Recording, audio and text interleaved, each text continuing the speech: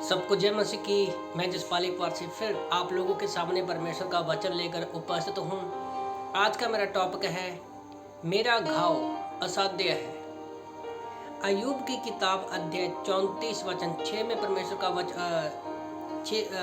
अय्यूब की किताब अध्याय 34 वचन 6 में परमेश्वर का वचन कहता है, यदि मैं सच्चाई पर हूँ तो भी मैं झूठा ठहरता हूँ, मैं निरपराध हूँ परंतु मेरा घाव असाध्य है। घाव चोट एक ऐसी चीज़ है जो हर एक व्यक्ति को लगती है, कभी ना कहीं लगती है।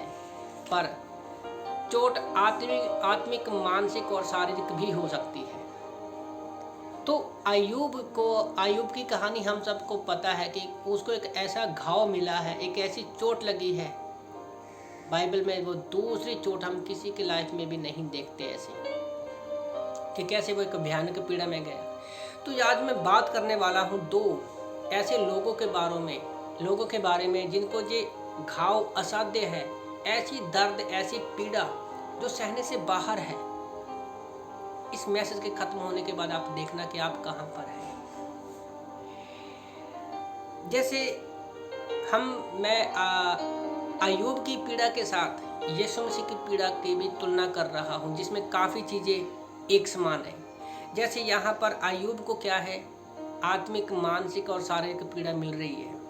यीशु मसीह के साथ भी ऐसा हुआ, उसको भी आत्मिक, मानसिक और शारीरिक पीड़ा का सामना करना पड़ा।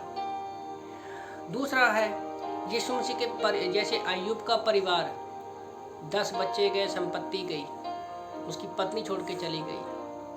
उसी तरह से मैं यीशु मसीह के एक घाव ये मिला यीशु मसीह को कि उसके परिवार के लोगों ने, चेलों ने, सब ने उसको छोड़ दिया जब यीशु मसीह क्रूस पर जा रहे थे।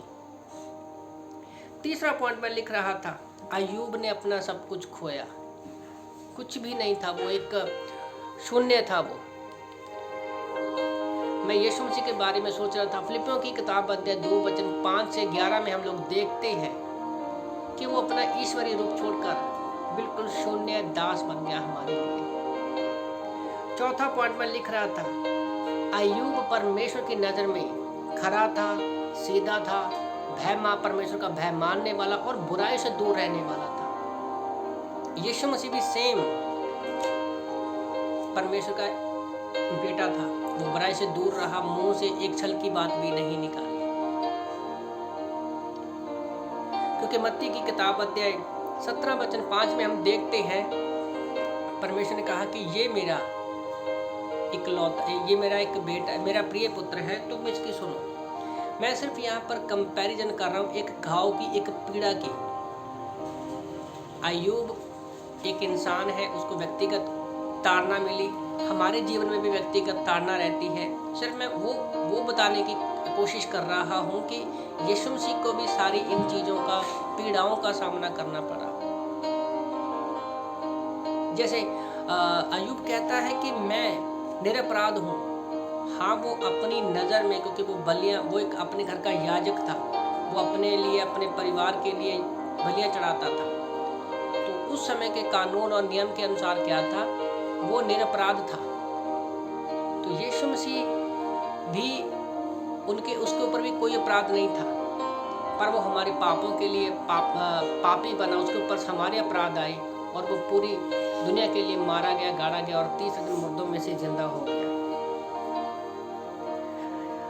अय्यूब को ताने दिए गए, यीशु मसीह को भी ताने दिए गए, उसकी दाढ़ी को नोचा गया, अय्यूब के दोस्तों ने उसको ताने दिए। ये सारी बातें जो मैं बता रहा हूँ वो क्या थी, समान थी। पर कुछ बातें थी जो अय्यूब की और यीशु मसीह की समान नहीं थी, एक जैसी नहीं थी। हम देखते कि अय्यूब ने दुख में अपने ऊपर फोकस किया, पर यीशु मसीह ने कहा मार्कुस की किताब अध्याय 14 वचन 36 में कि परमेश्वर मेरी नहीं तेरी इच्छा पूरी हो।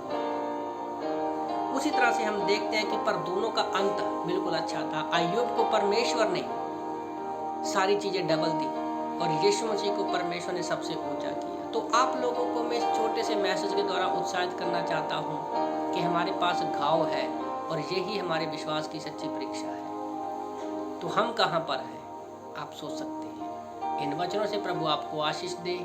आमीन।